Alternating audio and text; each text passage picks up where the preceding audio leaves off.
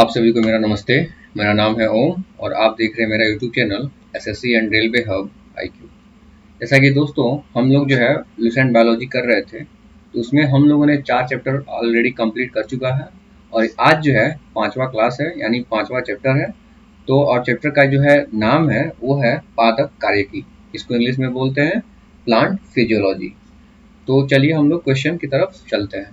तो इसमें जो है पहला क्वेश्चन दे रखा है आपको, पहला क्वेश्चन दे रखा है कि पराशरण की परिभाषा क्या है। तो पराशरण की परिभाषा क्या है आप बताइए कमेंट करके कि क्या है पराशरण की परिभाषा, किसे कहते हैं। तो पराशरण को जो है पहली बात को हम लोग इंग्लिश में कहते हैं ऑस्मोसिस। क्या कहते हैं? ऑस्मोसिस। तो ऑस्मोसिस किसे कहते हैं? कह रहा है कि अर्ध पारगम्य झिल्ली से होकर कम से कम अधिक सांद्रता की ओर विलायक का प्रवाह। कह रहा है कि अर्ध पारगम्य जो झिल्ली है तो कम सांद्रता से अधिक सांद्रता की ओर जल का जो प्रवाह होता है ना, उसे क्या कहते हैं? उसे पराशरण कहते हैं। क्या कहते हैं? पराशरण कहते हैं। तो फिर एक बार रिपीट में कर रहा हूँ कि पराशरण किसे कहते हैं? अर्ध पारगम्य झिल्ली से होकर कम सांद्रता से अधिक सांद्रता की ओर जल का प्रवाह या विलायक का प्रवाह क्या कहलाता है? ऑस्मोसिस कहलाता है। ठीक है, नेक्स्ट क्वेश्चन देखिए। नेक्स्ट क्वेश्चन कह रहा है कि अधिक लवण वाले विलयन में एक कोशिका को रखने पर वह सिकुड़ जाती है। क्योंकि जल बाह्य पराशरण द्वारा बाहर निकल जाता है। ठीक है, तो कह रहा है कि अधिक लवण वाले विलयन में एक कोशिका को रखने पर वह सिकुड़ जाता है क्योंकि जो जल होता है वो बाह्य पराशरण द्वारा बाहर निकल जाता है। नेक्स्ट क्वेश्चन कह रहा है, इस सेशन में हम लोग जो है टोटल 80 क्वेश्चन जो है 89 क्वेश्चन कवर करेंगे, तो प्लीज आप शुरू से लेके अंत तक इसको जो है देखते रहिएगा। नेक्स्ट क्वेश्चन कह रहा है कि यदि एक कोशिका आकार में न्यूनीकृत होती है जब एक विलयन में सब रख दी जाती है तो ऐसा विलयन होता है। सबसे ऐसा जो विलयन को हाइपरटोनिक विलयन कहते हैं। हाइपरटोनिक विलयन में एक कोशिका अपनी आकार में वो न्यूनीकृत हो जाती है। ठीक है, नेक्स्ट क्वेश्चन कह रहा है कि एक कोशिका आयतन में बढ़ती है जब यह रखी जाती है।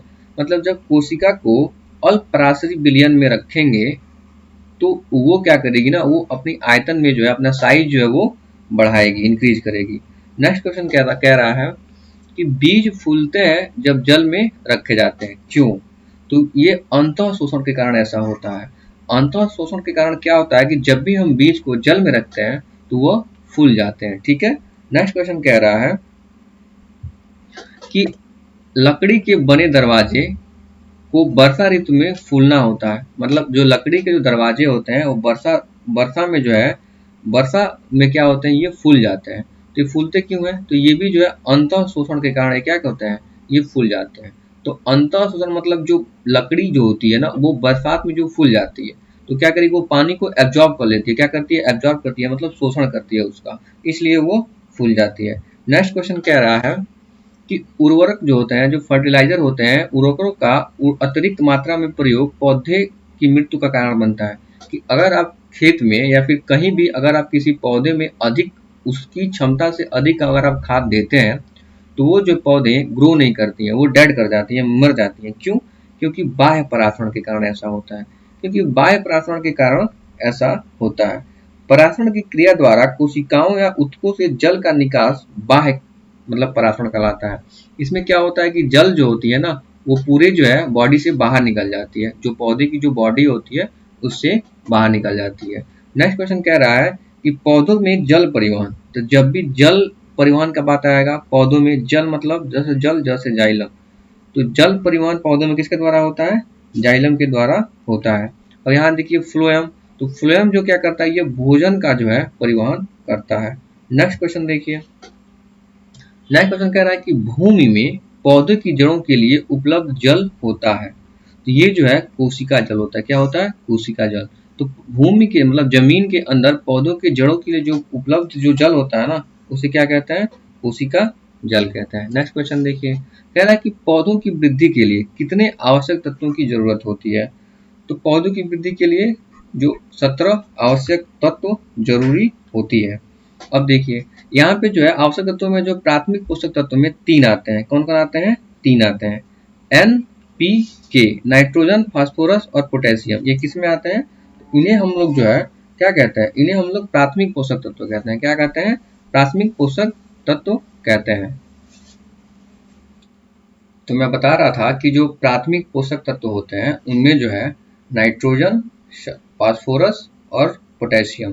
तो आप लोग याद रखिएगा ऐसे एनपीके जो प्राथमिक होते हैं ना, वो एनपीके के अंतर्गत आते हैं। ये जो पौधे के जो प्राथमिक पोषक तत्व होते हैं तो इनके अंतर्गत एनपीके आते हैं। और जो सेकंड होते हैं ना, जो इसमें जो है जो द्वितीयक पोषक तत्व होते हैं उसके अंतर्गत आपको जो है कैल्शियम आ जाएगा, सल्फर आ जाएगा, मैग्नीशियम आ जाएगा और सिलिकॉन आ जाएगा। तो आप याद रखिएगा ये ऑड वन आउट क्वेश्चन भी देते हैं कि मतलब इनमें से कौन प्राथमिक पोषक तत्व नहीं है। तो आप याद रखिएगा एनपीके नाइट्रोजन, फास्फोरस और पोटेशियम क्या है? प्राथमिक पोषक तत्व है।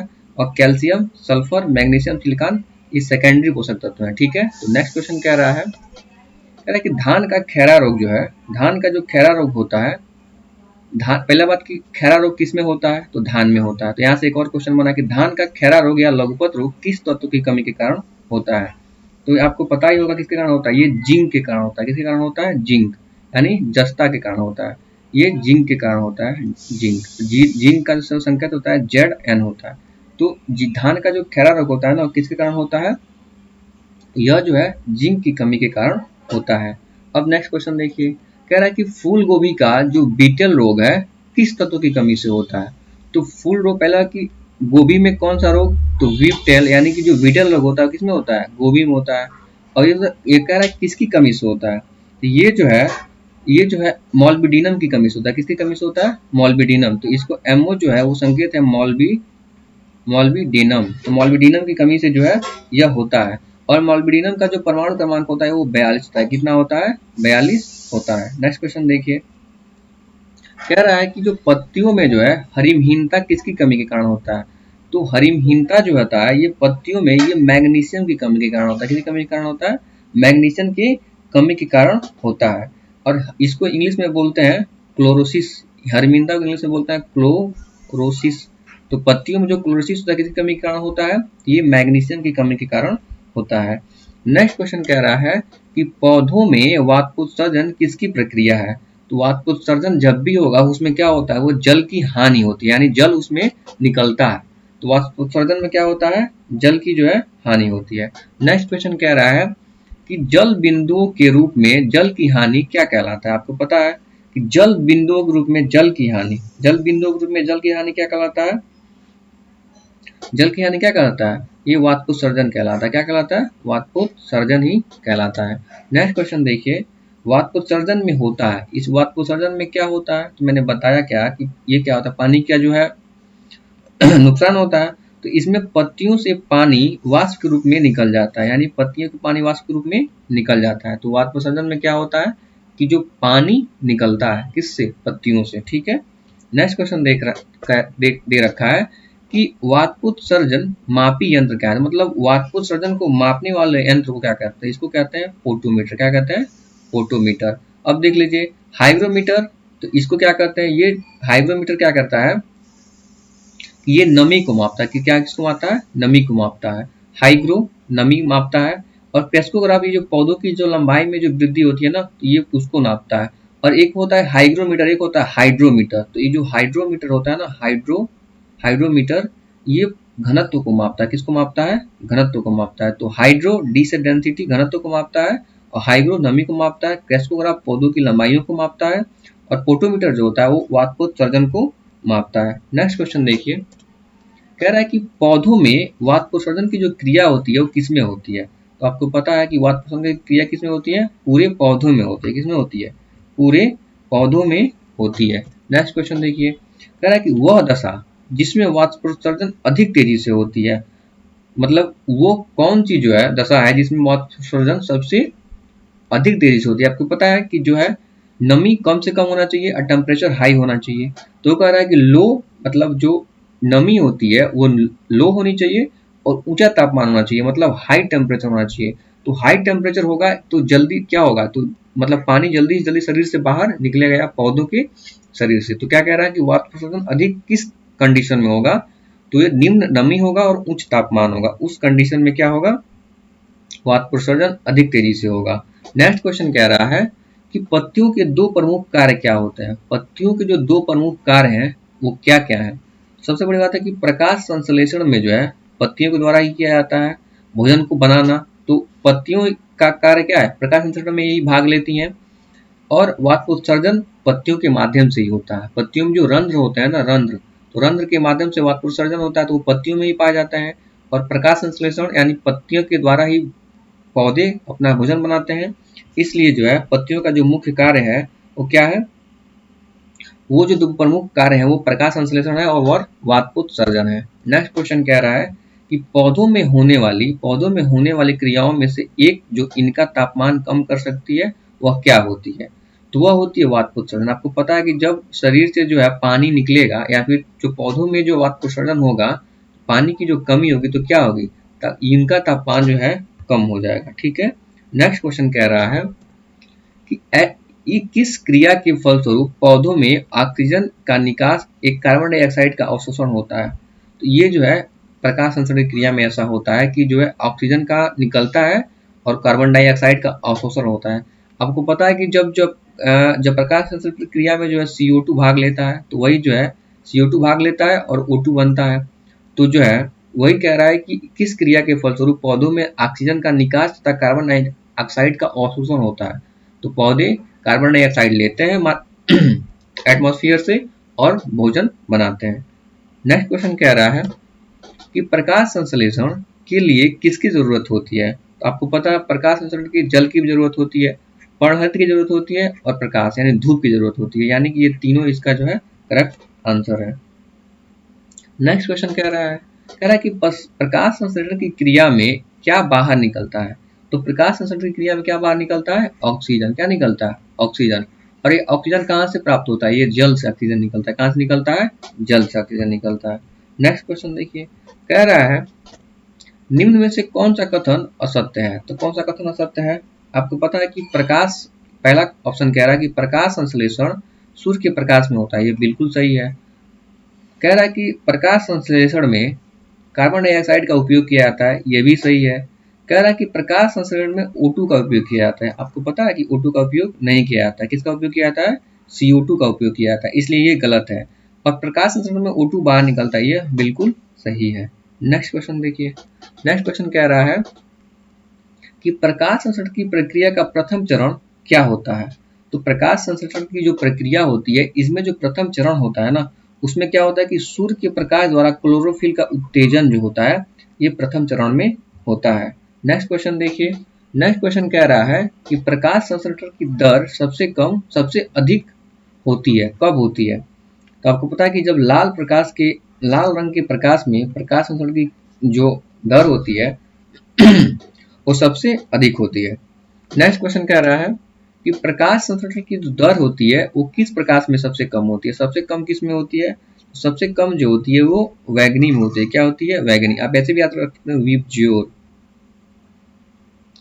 तो रेड सबसे इसमें अधिक होगा और वायलेट यानी वैगनी में सबसे कम होता है प्रकाश संश्लेषण। ठीक है। नेक्स्ट क्वेश्चन देखिए, कह रहा है कि हरे रंग का पदार्थ जो पौधे में प्रकाश संश्लेषण करता है वह निम्न में से कौन है। आपको पता है कि जो हरे रंग के पदार्थ को जो क्या, उसमें जो क्लोरोफिल की उपस्थिति होती है और वो क्या करते हैं, पौधों में प्रकाश संश्लेषण की क्रिया करते हैं। नेक्स्ट क्वेश्चन कह रहा है कि प्रकाश संश्लेषण होता है, कब होता है। तो आपको पता है कि केवल दिन में ही होता है, क्योंकि सूर्य की प्रकाश दिन में ही निकलती है, तो प्रकाश संश्लेषण की क्रिया दिन में ही होगी। नेक्स्ट क्वेश्चन कह रहा है कि प्रकाश संश्लेषण की क्रिया में प्रकाश संश्लेषण के लिए कौन सी गैस आवश्यक होती है। तो आपको पता है प्रकाश संश्लेषण के लिए CO2 का होना बहुत आवश्यक है, क्योंकि CO2 की उपस्थिति में ही पौधे CO2 गैस की उपस्थिति में ही पौधे अपना भोजन बनाते हैं। नेक्स्ट क्वेश्चन कह रहा है कि पौधे एवं पेड़ का खाना तैयार करने के लिए ये क्रिया क्या कहलाती है। ये क्रिया कहलाती है प्रकाश संश्लेषण। इसको इंग्लिश में कहते हैं फोटोसिंथेसिस। इसको कहते हैं प्रकाश संश्लेषण। इसे क्या कहते हैं, प्रकाश संश्लेषण। तो यही कह रहा है कि पौधे एवं पेड़ों का खाना तैयार करने के लिए की प्रक्रिया क्या कहलाती है, फोटोसिंथेसिस, प्रकाश संश्लेषण कहलाती है। नेक्स्ट क्वेश्चन कह रहा है क्लोरोफिल में कौन सा फार्फिरिन होता है। तो क्लोरोफिल में क्या पाया जाता है? क्लोरोफिल हमको पता है कि क्या पाया जाता है, मैग्नीशियम पाया जाता है। क्लोरोफिल में क्या पाया जाता है, मैग्नीशियम पाया जाता है। तो क्लोरोफिल में कौन सा धातु पाया जाता है, मैग्नीशियम धातु पाया जाता है। नेक्स्ट क्वेश्चन देखिए, कह रहे सर्वाधिक प्रकाश संश्लेषी क्रियाकलाप कहाँ होता है? तो सर्वाधिक प्रकाश जो है, आपको पता है कि जो प्रकाश संश्लेषण की जो क्रिया होती है वो लाल में होती है सबसे ज्यादा। तो देखिए ऑप्शन ए में जो है, तो नीले व लाल प्रकाश में जो है प्रकाश संश्लेषण की क्रिया सबसे तगड़ी होती है। नेक्स्ट क्वेश्चन देखिए, कह रहा है कि प्रकाश संश्लेषण का अंतिम उत्पाद क्या होता है? तो आपको पता है एक प्रकाश संश्लेषण का अंतिम उत्पाद कार्बोहाइड्रेट, यानी प्रकाश संश्लेषण क्रिया में क्या होता है, अंतिम उत्पाद कार्बोहाइड्रेट, ग्लूकोज और स्टार्च होता है। तो यही जो कार्बोहाइड्रेट कहीं ग्लूकोज भी दे सकता है आपको, कहीं स्टार्च भी दे सकता है, बात तीनों का मतलब एक ही है। तो प्रकाश संश्लेषण का जो अंतिम उत्पाद है वो क्या होता है, वो कार्बोहाइड्रेट होता है। नेक्स्ट क्वेश्चन देखिए, कह रहा है कि निम्न में से निम्नलिखित ऊर्जा रूपांतरों में से किसके द्वारा प्रकाश संश्लेषण की क्रिया संपादित होता है? तो आपको पता है जो प्रकाश से जो रासायनिक ऊर्जा निकलती है इसके द्वारा ही क्या होता है, प्रकाश संश्लेषण की जो क्रिया होती है वो संपादित यानी संपन्न होती है। नेक्स्ट क्वेश्चन देखिए, कह रहा है कि प्रकाश संश्लेषण में पराहणित की भूमिका क्या है? पराहणित मतलब क्लोरोफिल, क्या है, क्लोरोफिल। तो क्लोरोफिल की भूमिका क्या है? तो ये क्या करता है, क्लोरोफिल क्या करता है, ये प्रकाश का अवशोषण करता है, वायुमंडल से प्रकाश को लेता है और उसको अवशोषण करता है। ठीक है, नेक्स्ट क्वेश्चन देखिए, कह रहा है कि प्रकाश संश्लेषण में पौधे की कौन सी गैस अवशोषण करते हैं, मतलब कौन सा गैस अवशोषण करता है?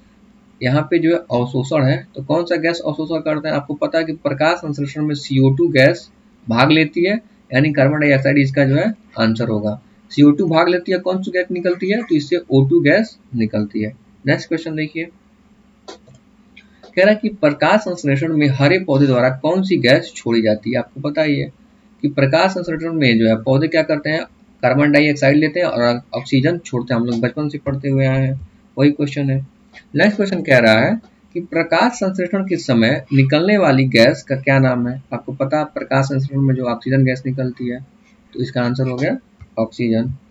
नेक्स्ट क्वेश्चन कह रहा है कि ऑक्सीजन जो प्रकाश संश्लेषण से उत्पन्न होती हैं वो कहाँ से आती हैं? आपको पता है, मैंने पहले भी डिस्कस किया हुआ था, जो ऑक्सीजन होती हैं वो निकलती हैं, बट वो कहाँ से निकलती है, वो जल से बनती है। जो ऑक्सीजन यहाँ निकलता है जो प्रकाश संश्लेषण की जो क्रिया में, वो कहाँ से निकलता है, वो जल से निकलता है। ठीक है, नेक्स्ट क्वेश्चन कह रहा है कि प्रकाश संश्लेषण होता है, तो प्रकाश संश्लेषण किस में होता है? आपको पता है कि क्लोरोप्लास्ट, यानी जो हरी भरी चीजें जो होती हैं जिनमें जो है क्लोरोफिल होता है उनमें प्रकाश संश्लेषण की क्रिया होती है।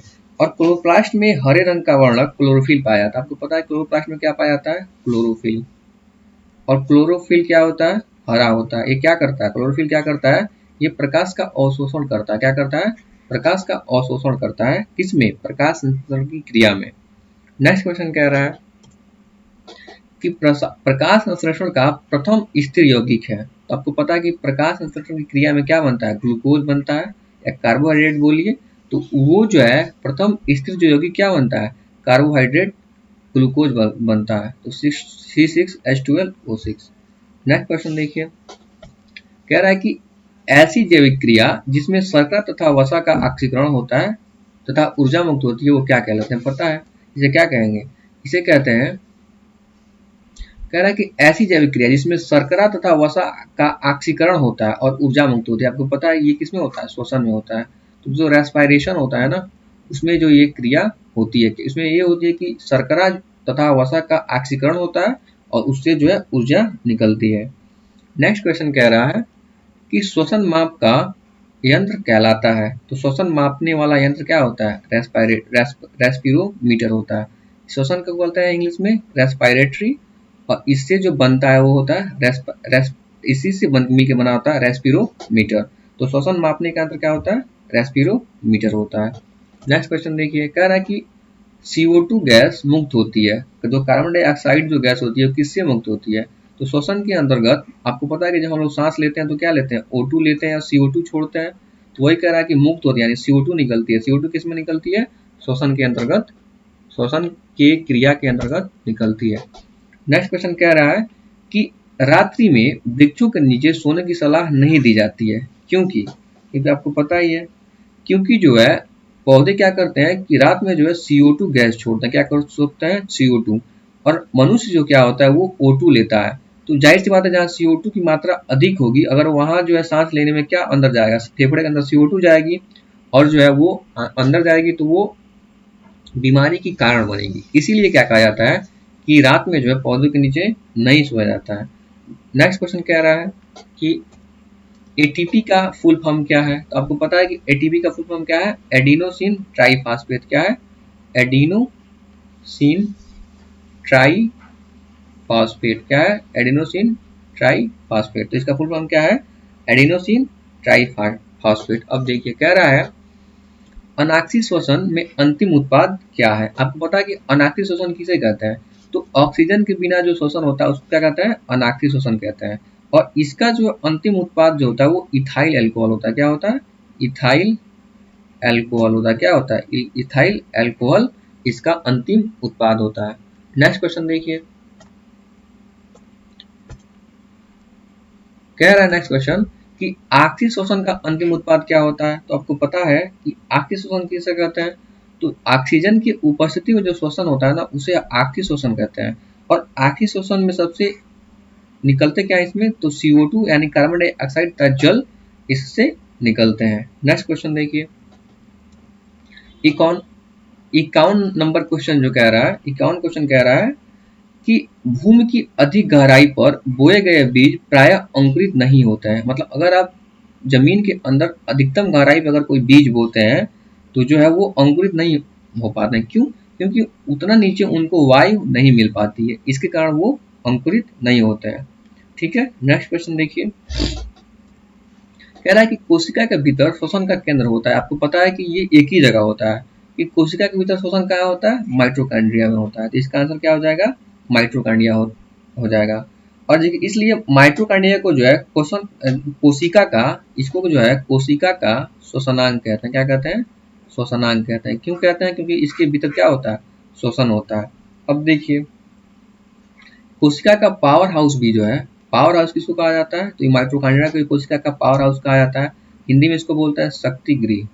तो कोशिका का जो शक्ति गृह होता है वो क्या होता है, माइटोकॉन्ड्रिया होता है। नेक्स्ट क्वेश्चन देखिए, कह रहा है कि ग्लाइकोसिस का अंतिम उत्पाद होता है। तो ग्लाइकोसिस किसका अंतिम उत्पाद होता है, आपको पता है जो पायरुविक एसिड होता है ना वो जो है ग्लाइकोसिस का अंतिम उत्पाद होता है। ठीक है, नेक्स्ट क्वेश्चन देखिए, कह रहा है निम्न में से कौन सा एक पादप हार्मोन है। आपको पता ही है कि जो साइटोकाइनिन है ये क्या है, ये जो है पादप हार्मोन है। अब देखिए जो इंसुलिन होती है ना ये जंतुओं में पाई जाती है, किससे निकलती है, बीटा सेल से निकलती है, अग्न्याशय से। और जो एस्ट्रोजन होती है ये भी जो है मतलब एनिमल्स में ही पाई जाती है, जो सेक्स ऑर्गन, जो सेक्स करते समय इसका जो है उत्तेजना जो होता है इसी कारण होता है। और थायरॉक्सिन पता ही है कि ये भी मनुष्य में ही पाए जाते हैं। इसकी कमी से जो है थायरॉक्सिन ग्लैंड जो है घेंघा रोग का कारण बनती है जब आयोडीन की कमी होती है। नेक्स्ट क्वेश्चन देखिए, कह रहा है कि 2,4-D क्या है। आपको पता ही है, एक क्वेश्चन रेलवे में पूछा गया कि 2,4-D को एक खरपतवार, मतलब खरपतवार इसको जलाने के लिए जो खरपतवार नाशी कहते हैं 2,4-D को। नेक्स्ट क्वेश्चन कह रहा है कि हार्मोन के संबंध में कौन सा एक कथन सही है। तो अब देखिए हार्मोन के बारे में क्या सही है, तो देखिए एक कह रहा है कि हार्मोन एक विशेष कार्बनिक यौगिक है जो लघु मात्रा में वृद्धि या उपापचय क्रियाओं में प्रभावित एवं नियंत्रित करता है। ये बिल्कुल सही है। कह रहा है कि ये वृद्धि नियंत्रक पदार्थ में होता है। सही बात है कि हार्मोन जो है वृद्धि नियंत्रक होते हैं। जैसे पता है कि आपको जो है जो पिट्यूटरी ग्लैंड होता है उससे जो है TSH हार्मोन्स का स्राव होता है, जो क्या करता है लोग, मतलब जो ह्यूमन होता है उसकी लंबाई को जो है वो नियंत्रित करता है। तो यही तो वो हार्मोन्स होता है। तो हार्मोन्स का ये भी कारण हो, ये भी जो है सही है। तीसरा कह रहा है कि इसके प्रभाव से विभिन्न सांद्रता और विभिन्न अंगों पर अलग अलग पड़ता है। बिल्कुल बात है कि जो एक है मेलानिन एक हार्मोन होता है जिसके कारण क्या होता है कि लोग गोरे और काले होते हैं। तो इसका प्रभाव भी जो है ये जो है हार्मोन्स के कारण ही होता है, यानी ये भी सही है। तो इसका आंसर हो गया उपयुक्त कथन सही है। नेक्स्ट क्वेश्चन देखिए, कह रहा है कि इंडोल एसिटिक अम्ल क्या है। तो इंडोल एसिटिक अम्ल क्या है, ये जो है ऑक्सीन है। क्या है, ऑक्सीन। तो ऑक्सीन को क्या कहते हैं, इंडोल इंडोल एसिटिक अम्ल, इसको कहते हैं IAA, इंडोल एसिटिक अम्ल एसिड। नेक्स्ट क्वेश्चन कह रहा है कि ऑक्सीन से संबंधित कौन सा कथन सही है। तो ऑक्सीन जो होता है ना, ये कथन, इसका आंसर नंबर डी होगा, उपयुक्त सभी। तो ऑक्सीन, इसके कारण पौधों में शीर्ष प्रमुखता होती है, तो ये तो बिल्कुल सही है। यह पत्तियों के विगलन को रोकता है, ये भी सही है। यह खरपतवार को भी नष्ट करता है, तो ऑक्सीन का ये तीनों कार्य सही है। और देखिए, ऑक्सीन जो हार्मोन्स है ना, इसका खोज किसने किया था। तो ऑक्सीन का जो खोज किया था, उन्होंने किसने किया था, डार्विन द्वारा किया गया था। किसके द्वारा किया गया था, डार्विन द्वारा किया गया था। डार्विन ने इसका खोज 1880 में जो है किया था। नेक्स्ट क्वेश्चन देखिए। कह रहा है कि किस पादप हार्मोन के छिड़काव से अनिषेचक फल प्राप्त किए जाते हैं। मतलब प्लांट हार्मोन है, उसके छिड़काव से जो अनिषेचक फल प्राप्त किए जाते हैं। तो इसका आंसर है, जो अनिषेचक फल होता है ना, वो ऑक्सीन के जो है छिड़काव से जो है प्राप्त किए जाते हैं। नेक्स्ट क्वेश्चन देखिए। कह रहा है कि निम्न में से कौन सा जो है हार्मोन पादप कोशिकाओं को इस प्रकार बढ़ने के लिए प्रेरित करता है जिससे पादप की ओर वो मुड़ता हुआ प्रतीत होता है। आपको पता है कि ये जो ऑक्सीन के कारण ही होता है। ऑक्सीन एक ऐसा प्लांट हार्मोन है जो जब मतलब कोशिकाओं को इस प्रकार बढ़ने के लिए प्रेरित करता है जिससे पादप की ओर वो मुड़ा हुआ प्रतीत होता है। ठीक है, नेक्स्ट क्वेश्चन देखिए। कह रहा है कि कोशिका विभाजन में मदद करने वाला पादप हार्मोन क्या है। तो मतलब कोशिका विभाजन में कौन सा प्लांट हार्मोन या पादप हार्मोन भाग लेता है। तो ये होता है, आप कमेंट करिए और बताइए क्या होता है इसका आंसर। कह रहा है कि कोशिका विभाजन में कौन सा पादप हार्मोन भाग लेता है। तो इसका आंसर है साइटोकाइनिन। क्या है, साइटोकाइनिन। साइटोकाइनिन किसमें भाग लेता है, कोशिका विभाजन में भाग लेने वाला जो है पादप हार्मोन है। नेक्स्ट क्वेश्चन कह रहा है कि निम्न में से कौन सा पादप हार्मोन बीजों सुषुप्त अवस्था में रखता है और पत्तियों का विगलन की मुख्य भूमिका निभाता है। तो आपको पता ही है कि इसका नाम जो है एब्सिसिक जो एसिड होता है ना, इसमें ये भाग लेता है। तो एब्सिसिक एसिड क्या करता है, ये हार्मोन जो है बीजों को सुषुप्त अवस्था में रखता है और पत्तियों में विगलन की भूमिका को निभाता है। ठीक है, नेक्स्ट क्वेश्चन देखिए। कह रहा है निम्न में से कौन सा प्राकृतिक फल को पकाने वाला हार्मोन है। आपको पता है इसे क्या कहते हैं, एथिलीन है। इसे एथीन भी कहते हैं। क्या कहते हैं, एथीन। एथीन या एथिलीन जो है प्राकृतिक हार्मोन होता है जो फलों को पकाने के लिए जो है किया जाता है। इसका खोज जो है ना, जो है एथिलीन का जो खोज किया था 1962 में किया गया, बर्ग द्वारा। बर्ग एक साइंटिस्ट थे, इनके द्वारा इसका खोज किया गया। नेक्स्ट क्वेश्चन कह रहा है कि प्रकाश अनुवर्ती प्रकाश के जो है अनुरूप संचलन किसके द्वारा नियंत्रित किया जाता है। तो आपको पता है ये किसके द्वारा नियंत्रित किया जाता है, ऑक्सीन के द्वारा नियंत्रित किया जाता है। नेक्स्ट क्वेश्चन कह रहा है कि पादप हार्मोन वृद्धि जिबरेलिन किससे निकाले जाते हैं। तो आपको पता है कि जो जिबरेलिन होता है वो कवक से बनाया जाता है। किससे निकाले जाते हैं, कवक से निकाले जाते हैं। अब देखिए, जो जिबरेलिन होता है इसका जो खोज जो है 1926 में किया गया था। किसके द्वारा किया गया था, बाई कुरोसेवा जो है एक वैज्ञानिक का नाम है, कुरोसेवा, उसके द्वारा जो है इसका जो है खोज किया गया था। और यह हार्मोन किससे प्राप्त होता है, कवक से प्राप्त होता है। नेक्स्ट क्वेश्चन देखिए। नेक्स्ट क्वेश्चन कह रहा है कि इसमें से कौन सा एक खरपतवार मारक है, यानी खरपतवार नाशक। तो मैंने अभी बताया था कुछ पिछले स्लाइड में कि 2,4-D को जो है खरपतवार नाशक कहते हैं। नेक्स्ट क्वेश्चन देखिए।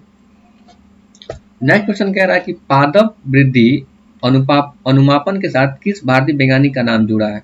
आपको पता है कि जो जगदीश चंद्र बोस थे, जेसी बोस, उनका जो है फील्ड जो क्या था, पादप, मतलब वो प्लांट को लेके बहुत शोध किए थे और इसीलिए जो है कहा जाता है कि पादप वृद्धि का अनुमापन, जो प्लांट के लंबाई में जो वृद्धि होती है उसको किसने खोज किया था उसका, तो वो जेसी बोस ने उसका खोज किया था। जेसी बोस ने बताया था कि पौधे में जो है जीव होती हैं और वो बढ़ती हैं। ठीक है, नेक्स्ट क्वेश्चन देखिए।